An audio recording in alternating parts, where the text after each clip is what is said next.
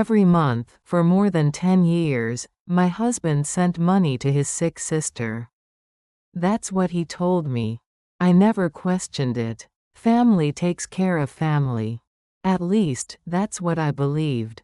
I thought I understood my marriage. I thought I understood my husband. But I was wrong. The truth revealed itself on an ordinary day. Tucked between folded shirts and old receipts, hidden in pages I was never meant to see. And what I discovered that day didn't just change how I saw my husband. It changed everything. If you're watching this, subscribe and let me know where you're watching from. My name is Ellen Hayes. I am 62 years old. I thought I knew my life. Walter drove trucks for 40 years. Big rigs, long hauls, cross-country runs that kept him gone for weeks. The job paid well enough. It kept food on our table. It kept the lights on. But it kept him away. I raised our 3 children mostly alone. School meetings, doctor visits, birthday parties, soccer games, all me, always me. Walter sent money from the road. Regular envelopes with cash inside. Bills tucked neat and tight. He said the extra money went to his sister. She was sick. Cancer, he told me. Hospital bills piling up. Treatment after treatment. I never questioned it. Family takes care of family. That's what we do. For more than 10 years, I believed him. The house felt empty when Walter was gone. But it felt different when he was home too. Like he was visiting. Like he belonged somewhere else. I told myself it was the job. The road changes a man. Makes him restless. Makes him quiet. I cooked his favorite meals when he returned. Pot roast with carrots. Mashed potatoes with real butter. Apple pie cooling on the windowsill. The smell of cinnamon filled the kitchen. But Walter ate like he was thinking of somewhere else. The children learned not to expect too much. They learned to hug him quick before he left again. They learned that Daddy's job was more important than school plays. More important than baseball games. More important than bedtime stories. I learned to be enough for all of us. Then came that Tuesday afternoon in March. Cold wind rattling the windows. Gray sky pressing down like a weight. I was folding laundry in the living room. White shirts. Work pants. The same clothes I'd been washing for 25 years. The telephone rang. I set down Walter's shirt. Walked to the kitchen. Picked up the receiver. The voice on the other end was official. Polite. Sorry for your loss, ma'am. Walter's rig had collided with another truck. Head-on collision on Interstate 80. He died instantly. No suffering. No pain. Just gone. I held the receiver against my ear. The dial tone buzzed and buzzed. The children were in their rooms doing homework. The house was quiet except for that sound. That empty, endless sound. I don't remember hanging up the phone. I don't remember calling the children downstairs. I remember their faces when I told them. How they crumpled. How they reached for me. How we sat on the kitchen floor and cried until our throats burned. The funeral was on a Friday. Gray day. Gray sky. Gray faces in folding chairs. People came who I barely knew. Truck drivers with clean shirts and uncomfortable shoes. They told me Walter was a good man. A reliable man. Always talked about his family. I nodded. I thanked them. I served coffee and sandwiches in the church basement. I did what widows do. But something felt wrong. Like a splinter under my skin. Too small to see. Too sharp to ignore. After everyone left, I began sorting through Walter's things. His closet smelled like diesel fuel and aftershave. His drawers held receipts and maps and pocket knives. Ordinary things. Things that told no stories. I folded his shirts one last time. Soft cotton worn thin at the collars. I smoothed the wrinkles with my palms. My hands remembered these shirts. Washing them, ironing them, packing them in his suitcase week after week. Between the shirts and the receipts, I found something else. A small ledger. Brown leather cover. Pages filled with Walter's careful handwriting. Neat columns of numbers. Dates. Amounts. Purposes. I opened it slowly. The first entry was from 12 years ago. The month after Walter started talking about his sick sister. Monthly payments listed in blue ink. Same amount every time. Same day every month. But these weren't hospital bills. The words were different. Rent. Utilities. Groceries. Miscellaneous. Not medical treatments. Not cancer drugs. Not hospital stays. Household expenses. My hands began to shake. The ledger felt heavy. Heavier than it should. The numbers blurred as I read them again. And again. Rent. For what? For where? Utilities. For whose house? Groceries. For whose table? I sat at the kitchen table with the ledger spread before me. The same table where I'd served Walter breakfast for 25 years. The same table where I'd balanced our checkbook. Paid our bills. Counted our money. The same table where I'd believed his lies. The afternoon light faded. The house grew cold. I turned the pages slowly. Each entry was identical. Same amount. Same day. Same purpose. Someone else's life written in my husband's hand. I closed the ledger. Held it against my chest. The leather was warm from my touch. The pages rustled like whispers. Like secrets finally ready to be told. For the first time since the phone call, I wasn't thinking about grief. I was thinking about lies. Outside, the wind picked up. Tree branches scraped against the siding. The old house creaked and settled around me. But I sat perfectly still. The ledger in my lap. The truth spreading through me like cold water. Walter had been sending money somewhere else. To someone else. For more than 10 years. Not to his sister. Not for cancer treatments. To someone who needed rent money. Utility money. Grocery money. Someone who lived like a wife. The grief I'd been carrying cracked open. Something sharper took its place. Suspicion. The splinter under my skin finally had a name. I opened the ledger one more time. Turned to the very last page. Found something I'd missed before. A piece of paper tucked into the back cover. Folded small and tight. An address written in Walter's handwriting. A town I'd never heard of. A street I'd never seen. A place where my husband had been keeping another life. If you're watching this, subscribe and let me know where you're watching from. I sat at that kitchen table all night. The ledger open before me. The address burning into my memory like a brand. Elm Street. Number 43. Millfield. 30 miles east. I traced the letters with my finger. Walter's handwriting. The same careful script that signed birthday cards. Anniversary cards. Christmas cards for 25 years. The same hand that wrote lies. Dawn came gray and cold. Coffee grew bitter in the pot. I hadn't slept, hadn't moved, just sat there reading those numbers over and over. Rent, utilities, groceries, miscellaneous, someone else's life in careful columns. By morning I knew what I had to do. The children were still asleep.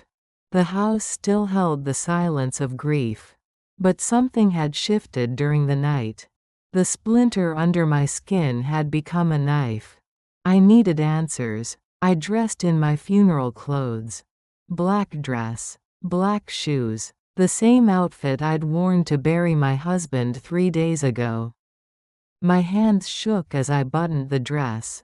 Shook as I brushed my hair. Shook as I wrote a note for the children. Gone to handle business. Back tonight. I folded the address into my purse.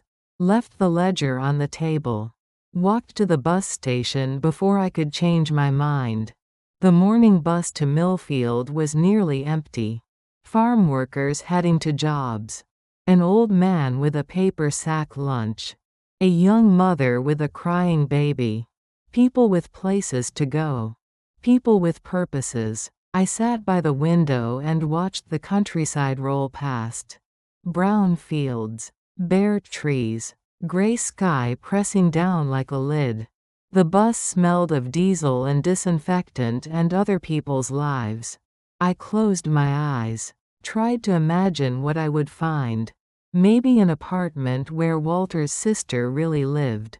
Maybe hospital bills he kept private. Maybe a reasonable explanation for 12 years of lies. But my heart knew better. My heart had been learning to know better for a long time.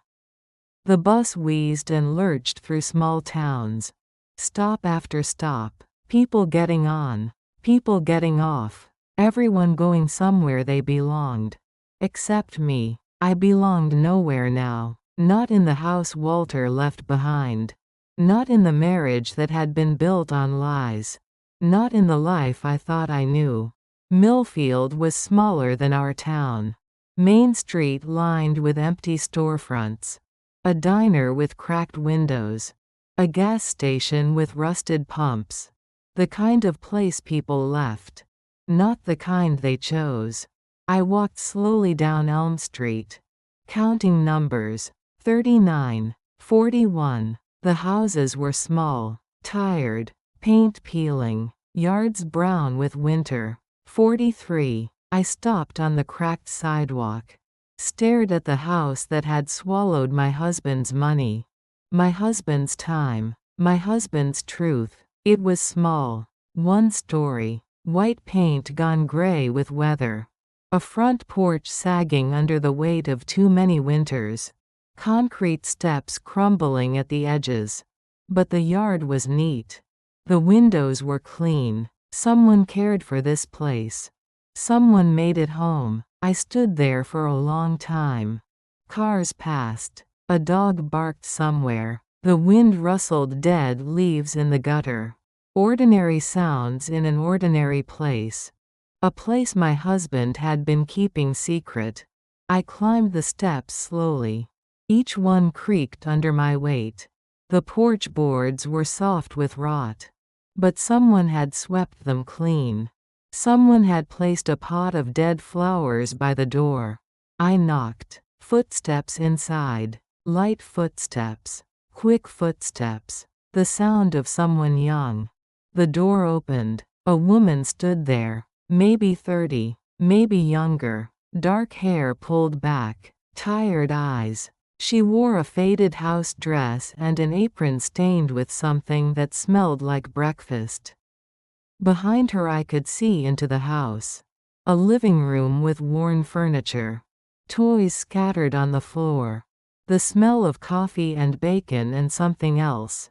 Something familiar. The scent Walter brought home on his clothes sometimes. Sweet soap. Cheap perfume. The smell of another woman's house. She looked at me with confusion. Wariness. The way people look at strangers who come to their door without invitation. I told her I was looking for Walter Hayes. Her face went white. White as the peeling paint on her house. White as the winter sky above us.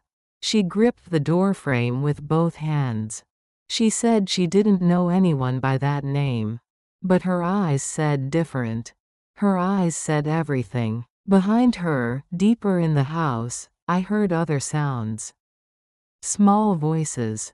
Children's voices. A laugh that made my chest tight. A call for mommy that made my knees weak. She started to close the door. I told her Walter was dead. The door stopped moving. Her hand froze on the handle. Her breath caught in her throat like a bird trying to escape. I told her about the accident. The truck. The collision. How he died instantly without pain. She made a sound then. Not quite a cry. Not quite a moan. The sound a person makes when the world falls away beneath their feet. Her hand slipped from the door. She stumbled backward into the house. I followed without being invited. Without being welcome. The living room was small and crowded. A couch with springs poking through. A coffee table made from an old crate. Children's drawings taped to the walls.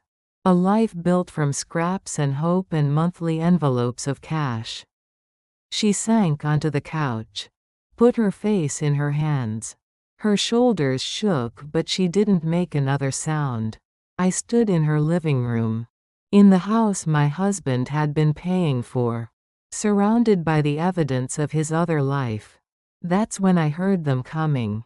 Footsteps in the hallway. Small footsteps. Children drawn by the sound of their mother crying.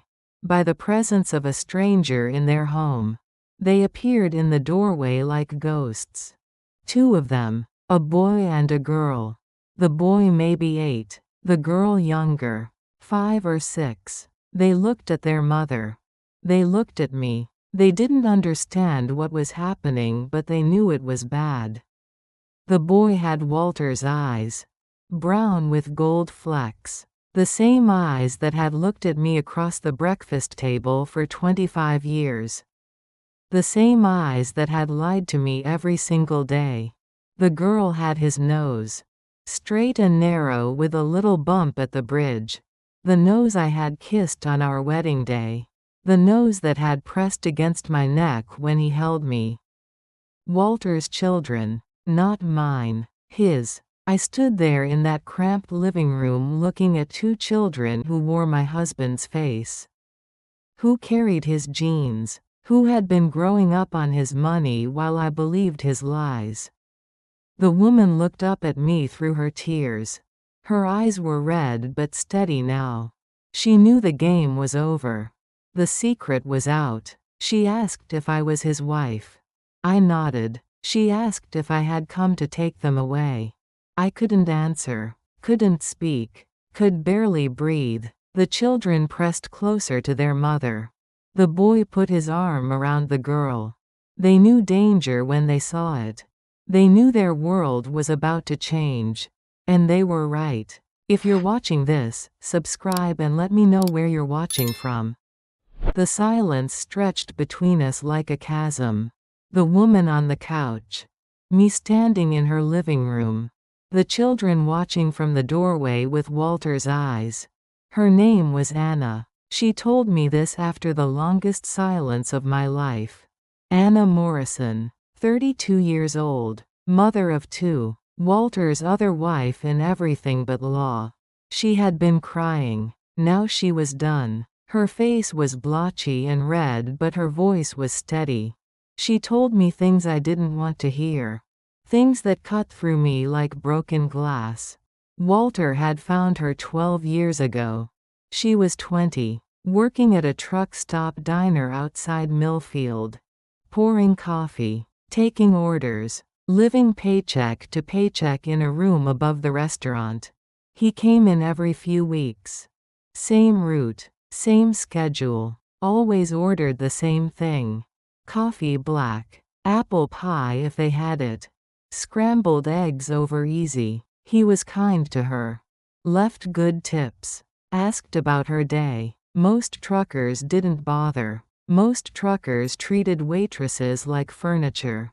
But Walter was different. She thought he was different. He told her he was divorced. Said his wife had taken the kids and moved to California. Said he was alone on the road with nowhere to go home to. Said he was lonely. Anna was lonely too. She had grown up in foster homes. Aged out at 18. No family. No connections. No one who cared whether she lived or died. When Walter offered to take care of her, she thought it was a miracle. He rented this house for her. Small but clean. Better than the room above the diner. better than anything she'd ever had. He visited when his roots brought him through. Sometimes once a week, sometimes longer between visits. He brought groceries, money for utilities, clothes from department stores, small gifts that made her feel special, feel loved, feel like someone finally cared. The boy was born 8 years ago. Tommy. Walter was there for the birth, held him in the hospital, cried when he heard the first cry, said he'd never been happier. The girl came 3 years later. Sarah. Walter picked the name, said it was his grandmother's name, said she looked just like her. Beautiful and strong. Anna believed everything, every lie, every promise, every excuse about why he couldn't stay longer, why he couldn't take her away, why they had to keep their love secret. He told her his job required travel, told her the trucking company had rules about families, told her someday things would be different. Someday they could be together properly. She waited for someday, raised his children, kept his house, lived on his schedule and his terms and his lies. I listened to her story, watched her face as she told it, saw the love there, the grief, the confusion. She had loved my husband completely, trusted him absolutely, just like I had. The children stayed in the doorway, listening to their mother tell the story of their father, the man they knew as Daddy, the man who came and went like weather, unpredictable but necessary. Tommy had Walter's stubborn chin, the same set to his jaw when he was thinking hard. Sarah had his laugh. I heard it when she whispered something to her brother. The same laugh that had filled my kitchen for 25 years. They were beautiful children, well-behaved, clean clothes, combed hair. Anna had raised them carefully, lovingly, with the money my husband should have been saving for our children's college, our retirement, our future. Anna told me Walter visited twice a month, sometimes more. He had a key to the house, a drawer full of clothes, a coffee mug with his initials, a life as real as the one he shared with me, more real in some ways. Here he could be the father he never was at home. Here he could stay for days without work calling him away. Here he could play with children who weren't old enough to resent his absences. Here he could pretend to be the man he never was with me. Anna showed me pictures. Walter at Tommy's birthday party. Walter teaching Sarah to ride a bicycle. Walter carving a jack-o'-lantern on the front porch. Walter playing in the snow. Walter sleeping on this very couch with both children curled against him like puppies. Pictures of the husband I thought I knew, living a life I never saw. She told me he talked about me sometimes, about his first wife, the mother of his older children. He said I was a good woman but we'd grown apart. Said our marriage had been over for years. Said he stayed for the children's sake. More lies. Gentle lies meant to make Anna feel better about loving a married man. But lies all the same. I asked her if she knew about us. About me. About our children. Our house. Our 25 years of marriage. She said no. She swore she didn't know. Walter had told her he was divorced. Had told her so many times she never questioned it. Why would she? Who lies about something like that? My husband. That's who. I believed her. Saw the truth in her eyes. The shock. The horror. She wasn't a home wrecker. She was another victim. Another woman who had believed Walter's lies. Another woman whose life was built on sand. The children grew restless. Sarah started to cry. Not loud tears. Quiet tears that hurt worse. Tommy put his arm around her. Told her everything would be okay. But his voice shook. They knew their world was ending. even if they didn't understand why. Anna picked up Sarah, held her close, whispered comfort into her dark hair. Hair the same color as Walter's. The same color as mine when I was young. She asked me what would happen now. Would I tell people about them? Would I try to take the children away? Would I destroy what was left of their lives? I didn't have answers. Couldn't think past the roar in my head. The pain in my chest. The weight of 25 years of marriage crumbling around me. I looked at Anna holding Walter's daughter. At Tommy standing guard beside them. At the humble house Walter had made into a home.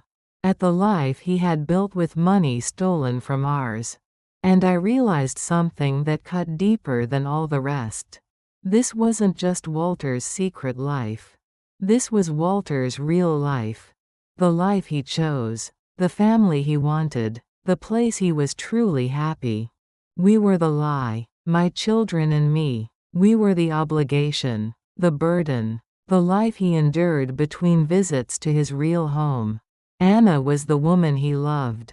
These were the children who brought him joy. This was where Walter Hayes had been living his truth.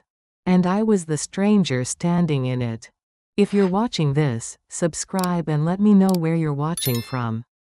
The truth sat in that small living room like poison gas. Invisible. Deadly. Choking the life out of everything it touched. I stared at Anna holding Walter's daughter. At Tommy with his father's stubborn jaw. At the pictures scattered on the coffee table. Walter's other life spread out like a deck of cards. My chest felt tight. Like someone was squeezing my ribs. Like my heart was trying to beat its way out of my body. 25 years of marriage. 25 years of believing. Of trusting. Of waiting for Walter to come home to his real family. But we weren't his real family. We were his duty. His burden. His first mistake. The rage came slowly. Like water rising behind a dam. Filling every empty space inside me. Growing heavier with each breath. Anna was still talking. Still explaining. Still trying to make me understand how innocent she was. How Walter had lied to her too. But her innocence didn't matter now. Her pain didn't matter. Nothing mattered except the 12 years of stolen money. Stolen time. Stolen love. My husband. My life. She had taken everything. I watched her mouth move. Watched her rock Sarah gently. Watched her play the grieving widow in my husband's secret house. The house I had paid for. The life I had funded. The children I had unknowingly supported while my own children wore second-hand clothes and dreamed of colleges we couldn't afford. She told me Walter visited twice a month. Sometimes stayed for days. Sometimes took the children fishing. Sometimes helped Tommy with homework. Sometimes read bedtime stories to Sarah. All the things he never did for our children. All the things I begged him to do. Pleaded with him to do. Cried about him not doing. He saved his fatherhood for them. His tenderness for her. His presence for this house. For us he saved his absence. His exhaustion. His empty promises to do better. The rage was hot now. Burning behind my eyes. Filling my throat. Making my hands shake. Anna was crying again. Soft tears that rolled down her cheeks like rain on windows. She told me she was sorry. So sorry. She never meant for this to happen. But sorry didn't give me back 25 years. Sorry didn't explain the empty seat at school plays. The missed birthdays. The lonely nights when I wondered what I had done wrong. Sorry didn't bring Walter back so I could kill him myself. I stood up too fast. The room tilted. My vision went dark at the edges.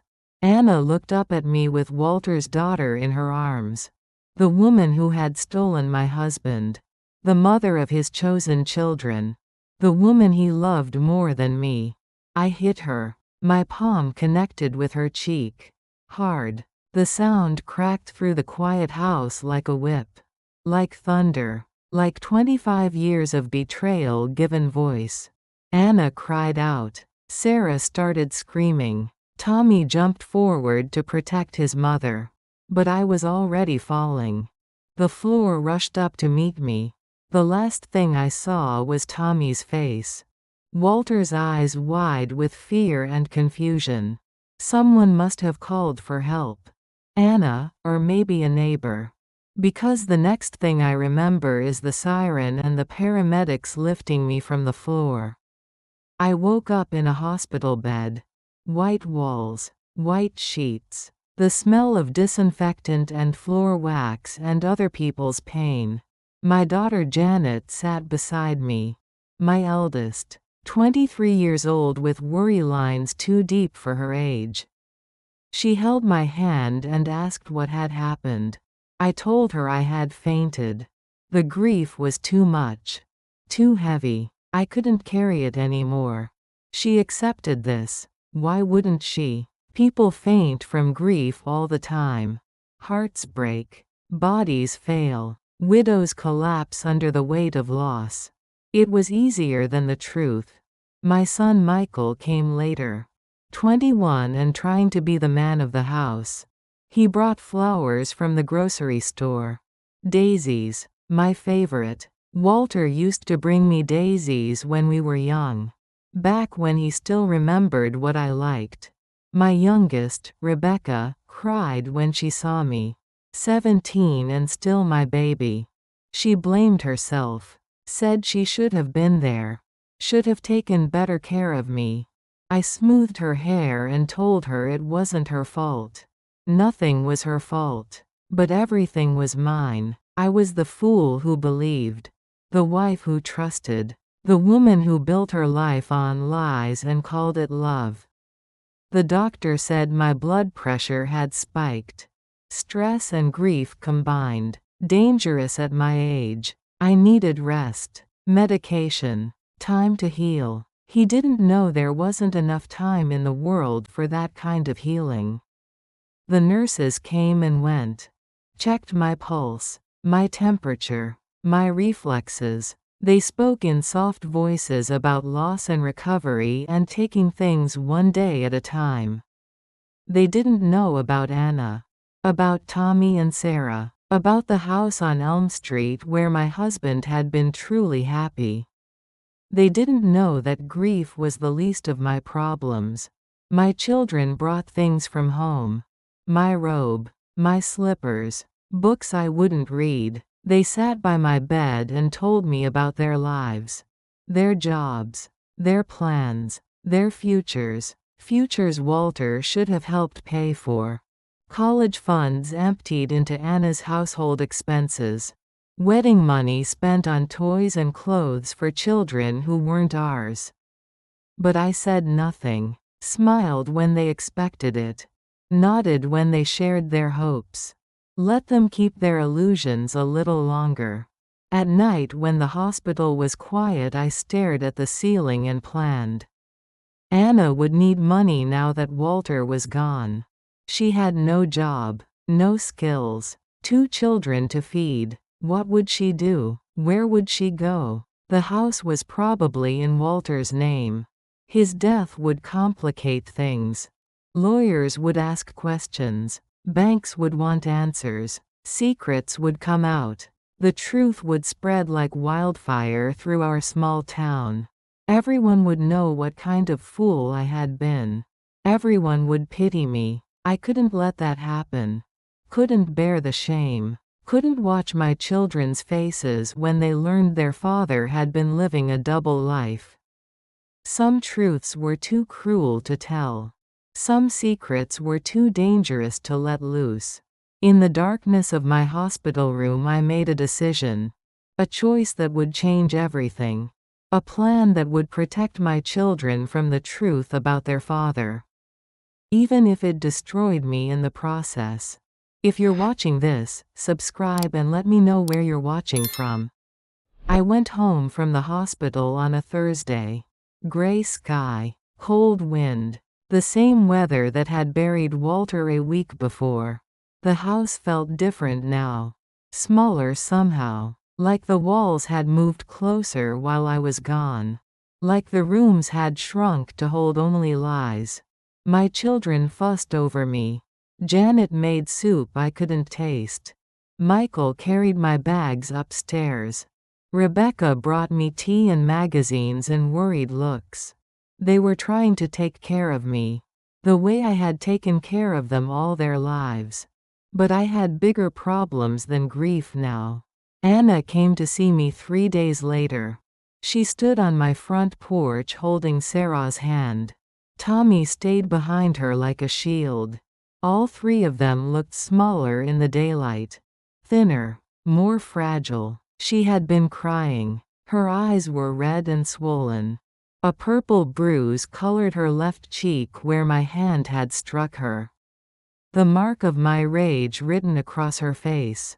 She told me she was sorry. So sorry for everything. She never knew about me. About my children. About the life Walter had with us. I almost believed her. She told me the landlord was already asking questions. The lease and the utilities had been set up in Walter's name, paid automatically from his account, and the payments had stopped. Without that money they would lose everything. Be homeless within the month. She had nowhere to go. No family to take them in. No job skills beyond pouring coffee and cleaning tables.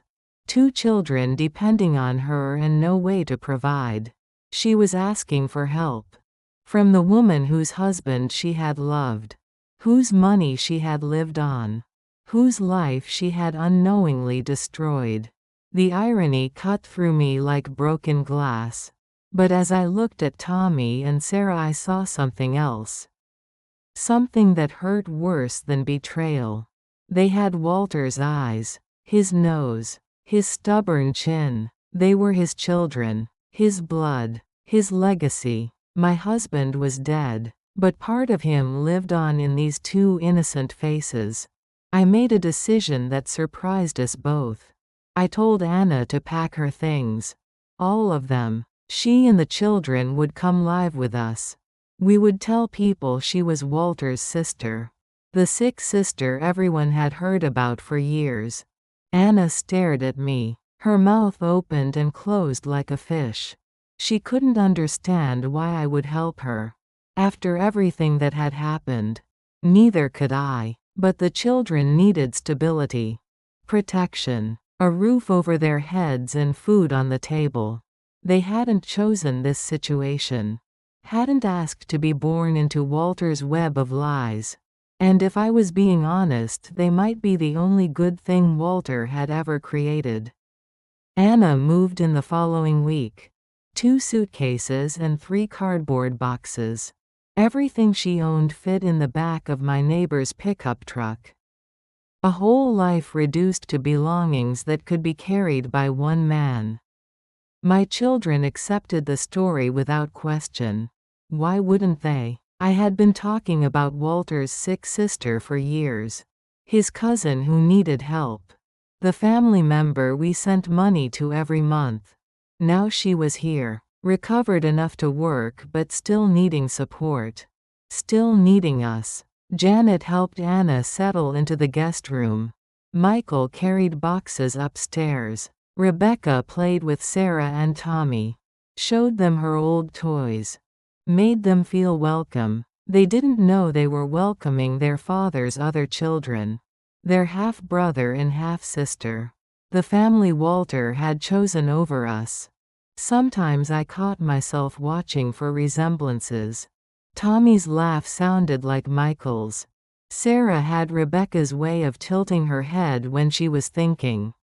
They were siblings. Blood relatives who would never know the truth about their connection. The house felt crowded now. 7 people instead of 4. 2 women sharing a kitchen. 7 plates for every meal. Laundry multiplied. Grocery bills doubled. But it felt alive too. Children's voices in the hallways. Footsteps on the stairs. The sound of life being lived in every room. Anna tried to help. Insisted on cooking sometimes. Cleaned without being asked. Watched the younger children when I ran errands. She refused to be a burden. Refused to take charity without giving back. She told me she was good with her hands. Had always made things. Sewing. Knitting. Small crafts that made life prettier. I remembered my mother's sewing machine in the attic. The quilting frame in the basement. Tools for making things that hadn't been used in years. Anna's eyes lit up when she saw them. Her fingers traced the old singer's smooth curves like she was greeting an old friend. She showed me things she had made at the house on Elm Street. A quilt for Tommy's bed. Curtains for Sarah's room. Potholders for the kitchen. Small beautiful things created from scraps and love. We needed money. The funeral had drained our savings. Walter's life insurance would help, but it would take time. Meanwhile, bills piled up like snow. Utilities. Groceries. Medicine for my blood pressure. Anna suggested we sell her crafts. Make more. Set up at the farmer's market on Saturdays. See if people would buy handmade things. I laughed at first. Two women with no business experience trying to make money from quilts and potholders. It seemed impossible, but impossible was becoming my specialty. We started small. Anna sewed while I figured out pricing. She made while I planned. She created while I organized. Late at night after the children were asleep, we sat at the kitchen table. Anna's hands moving steadily through fabric. My hands moving steadily through numbers. Planning our survival. Building something from nothing. Two women thrown together by tragedy trying to create hope from scraps. The house smelled different now. Thread and fabric dye. Starch and steam from the iron. The scent of creativity mixed with determination. Anna worked like her life depended on it. Because it did. I worked because I had no choice. Because giving up meant watching Walter's other children go hungry. Meant failing them the way their father had failed mine. Meant becoming the kind of person I had never wanted to be. Our first Saturday at the market we made $137. Not much, but enough to cover the bare essentials for the week. Enough to prove we could do this. Enough to give us hope. People liked Anna's work. The stitches were straight. The colors bright. The patterns traditional but fresh. Old skills applied with young hands. Word spread slowly. Customers came back. Brought friends. Asked for specific items. Custom orders. We were building something. Creating something. Making something good from the wreckage of Walter's lies. Two women who should have hated each other. Working together. Surviving together. Protecting children who deserved better than the hand they had been dealt. It wasn't forgiveness yet. Maybe it never would be. But it was a start. If you're watching this, subscribe and let me know where you're watching from. The second Saturday we made $200. The third, almost $300.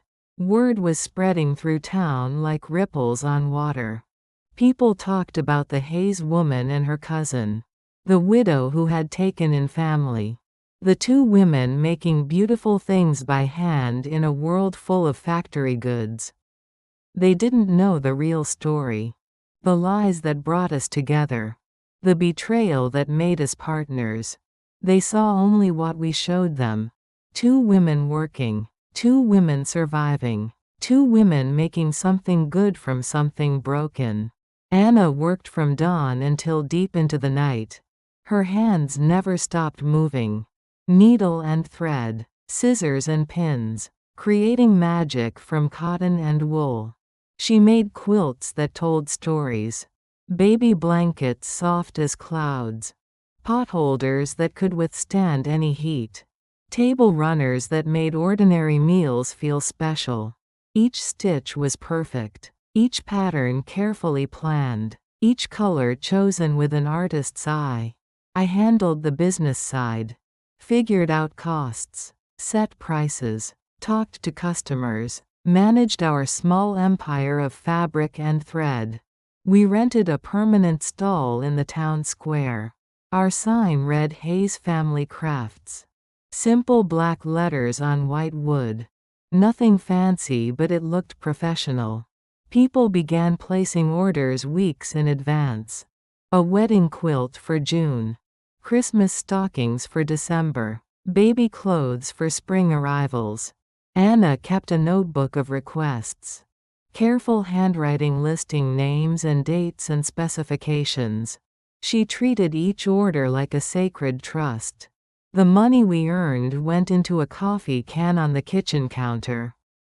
Bills first. Then groceries. Then fabric and supplies. Whatever was left stayed for emergencies.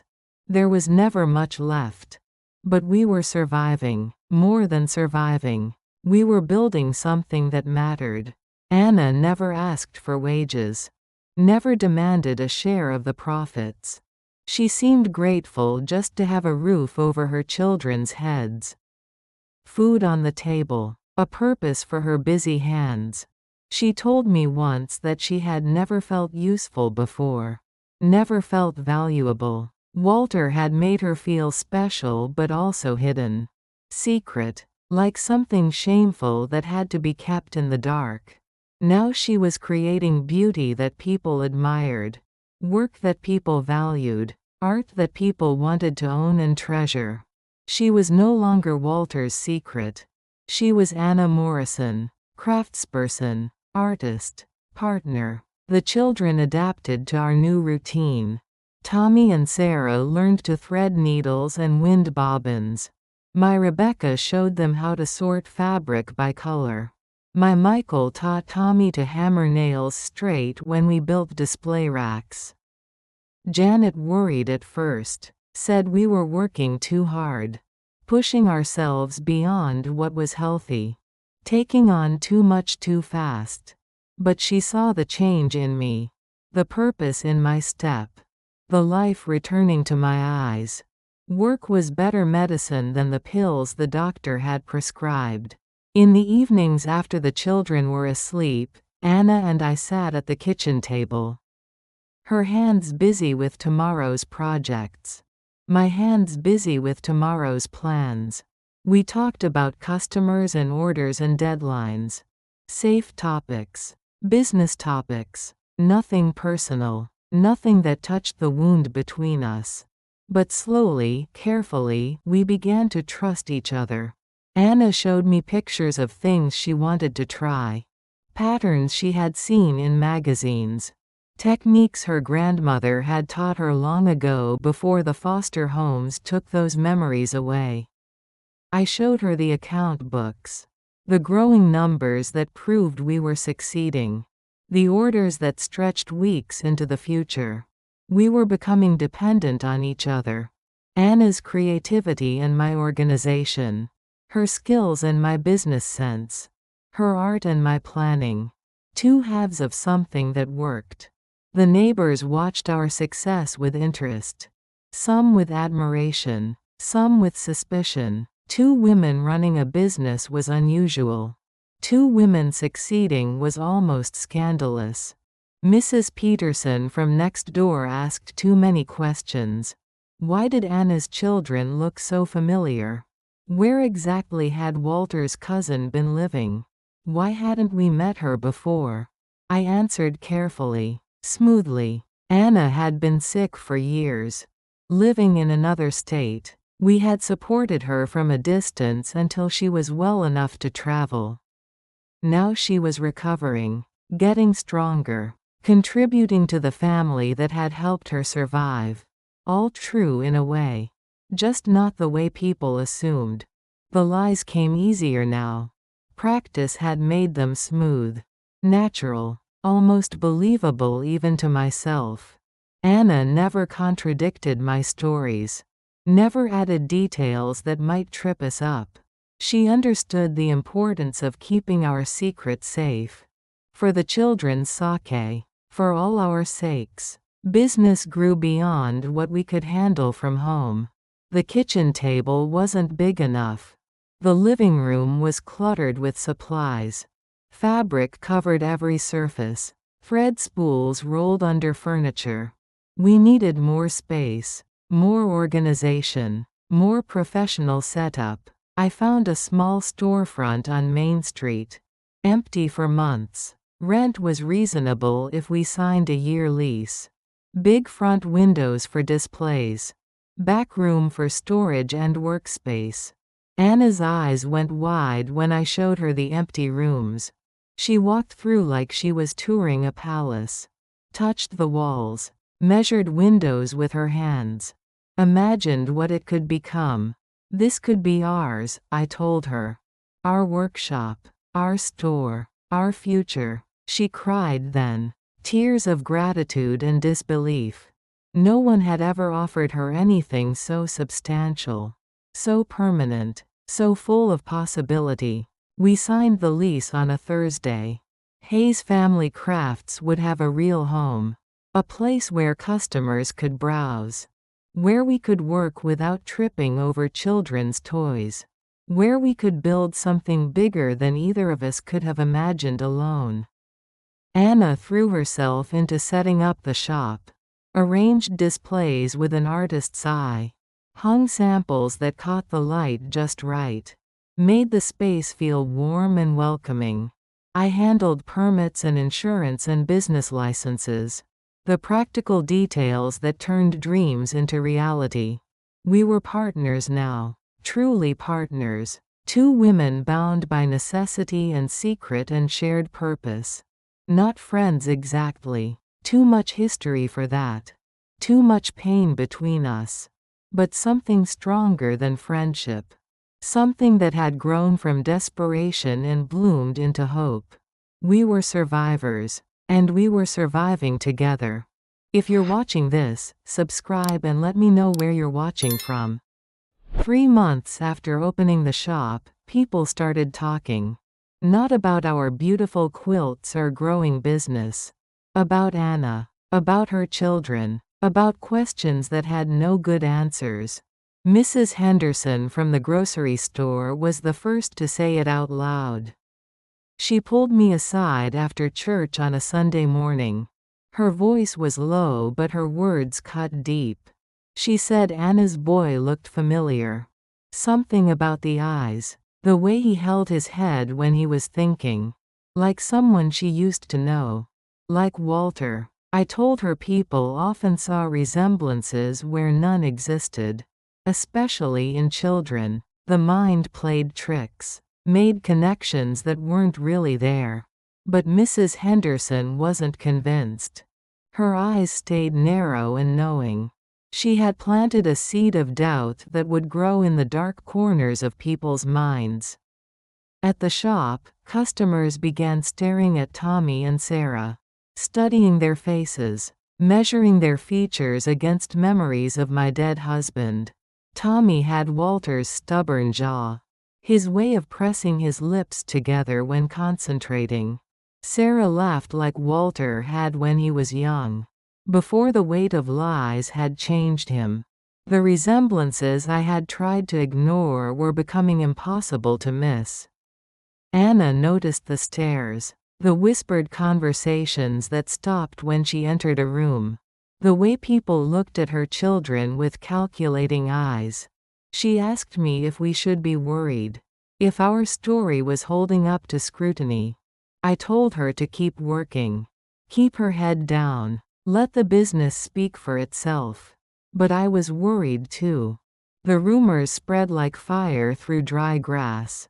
Anna's children looked too much like the Hayes family. The timing was suspicious. Walter's supposed cousin had appeared awfully quickly after his death.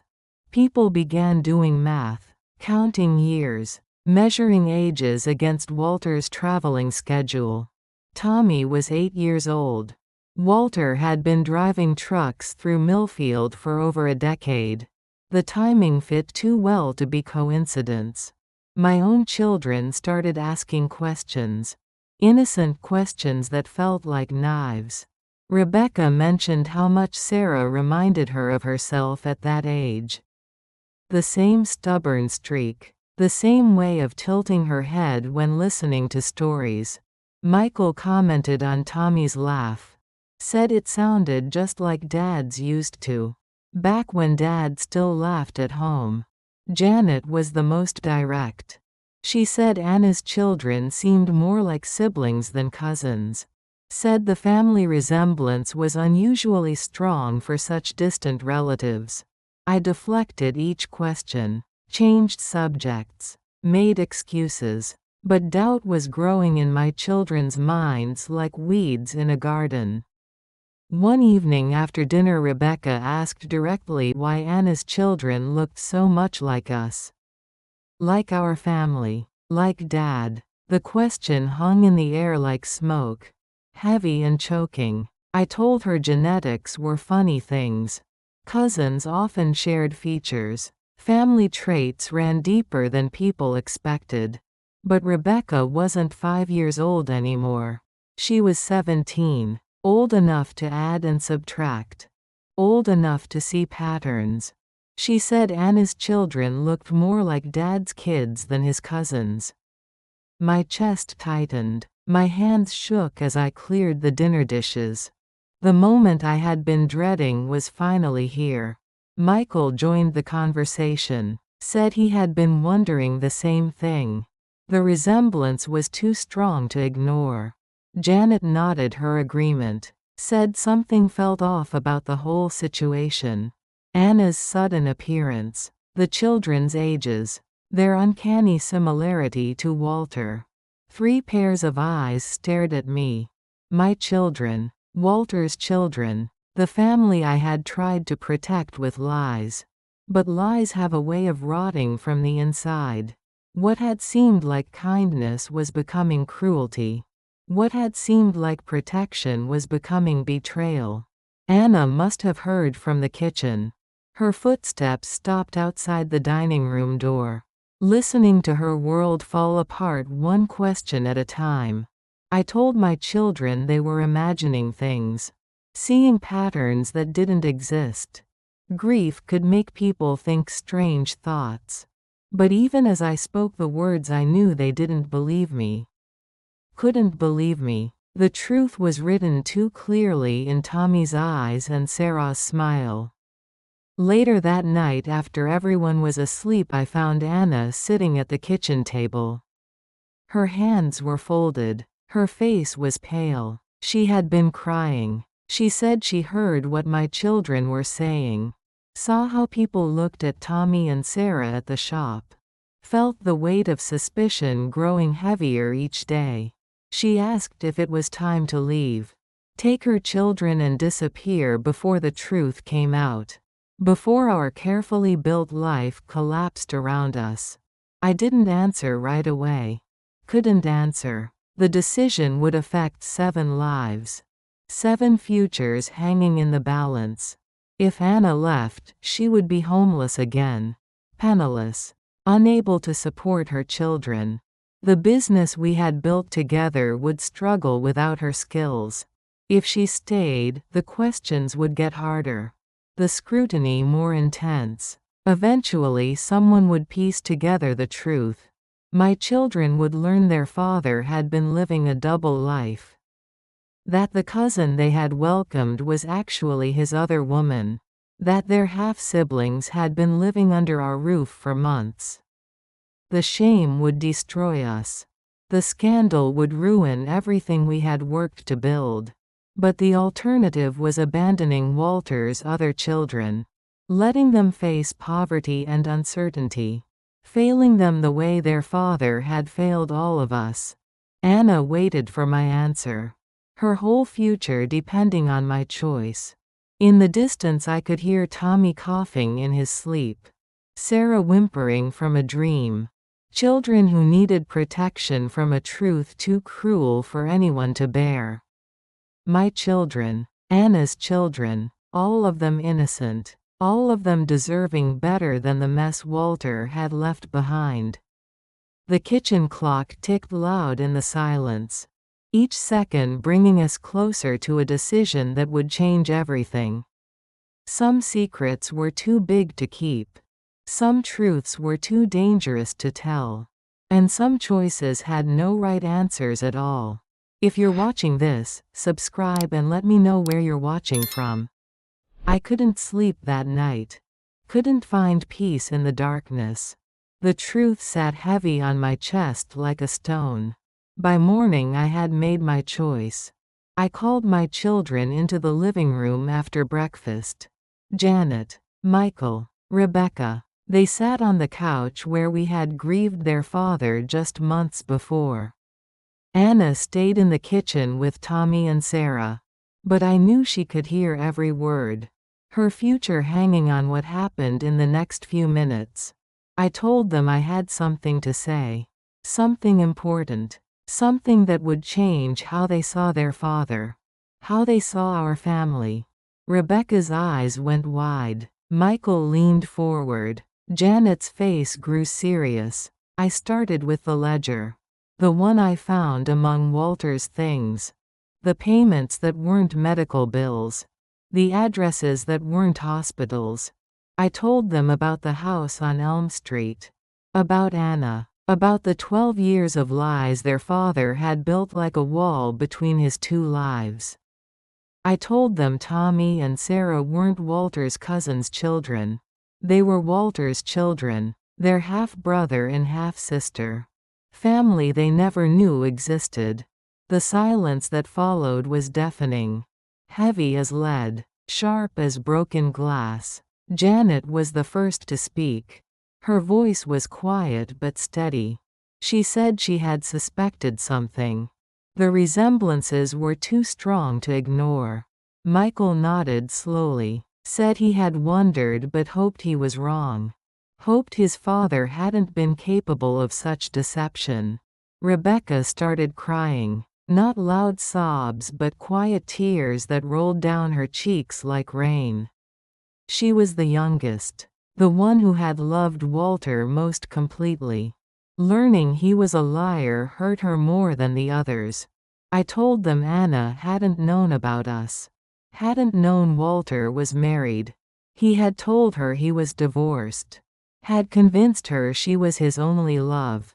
We were both victims of the same man's lies. I told them Anna had nowhere to go. No money. No job. 2 children depending on her.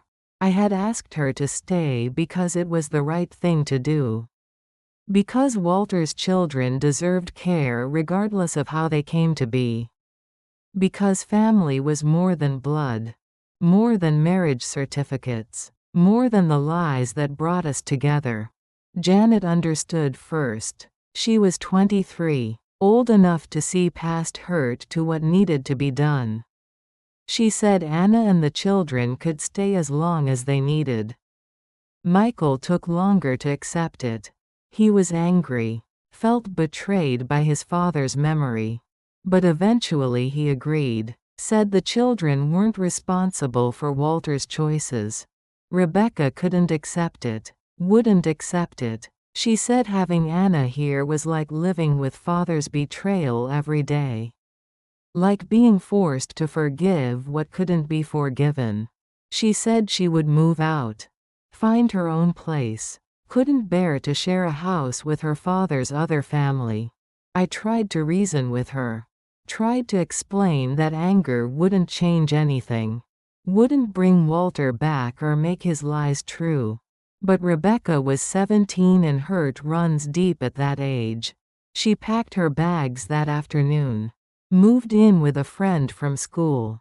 I watched her go with a breaking heart. Walter's lies had claimed another victim. Another casualty in a war he had started and would never have to finish. Anna appeared in the doorway as Rebecca left. Her face was pale. Her hands were shaking. She had heard everything from the kitchen.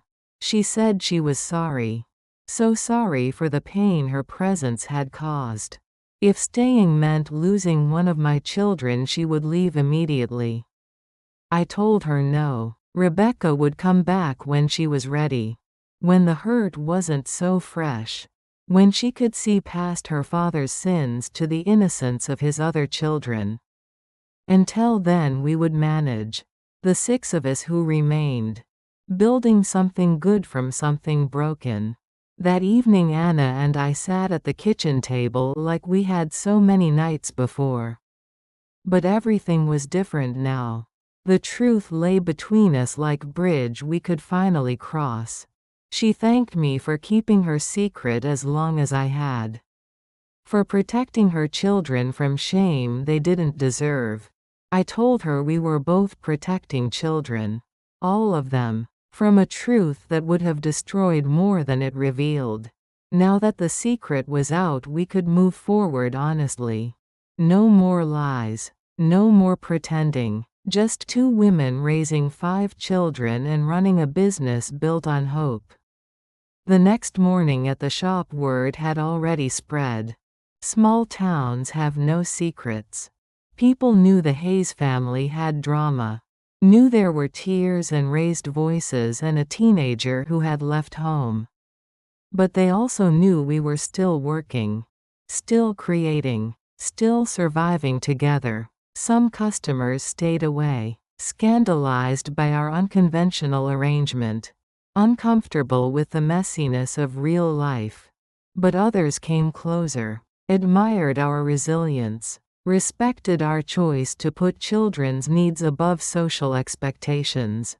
Our business continued to grow. Orders kept coming. People wanted our quilts and crafts regardless of the complicated story behind them. Anna worked with renewed focus. No longer hiding. No longer ashamed. Just a woman using her skills to support her children and help her unexpected family. Janet helped with the books. Michael built shelves and displays. Tommy and Sarah learned to sort fabric and wind thread. We were becoming something new. Not the family Walter had left behind. Not the family he had kept secret. But a family we had chosen to build from the wreckage of his lies. Rebecca came to visit sometimes. Brief awkward meetings where she stayed near the door. Ready to leave if emotions got too heavy. She was softening slowly. Time was healing what anger couldn't fix. But healing takes as long as it takes. On quiet evenings when the children were asleep, Anna and I would sit on the front porch. Watching the sun set over a town that had learned to accept our strange story. She would talk about the future. Plans for expanding the business. Ideas for new products. Dreams for her children's education. I would listen and plan and calculate costs. Still the practical one. Still the organizer. But sometimes in the fading light I would see something else. Something neither of us had expected when this journey began. Not forgiveness exactly. That was still too much to ask. But understanding. Acceptance. The knowledge that we were stronger together than apart. 2 women bound by tragedy. United by necessity. Building something beautiful from the ashes of betrayal. Walter's final gift hadn't been his lies or his money or even his children. It was teaching us that family isn't about blood or law or tradition. It's about showing up, every day, for the people who need you most. Even when it's hard. Especially when it's hard.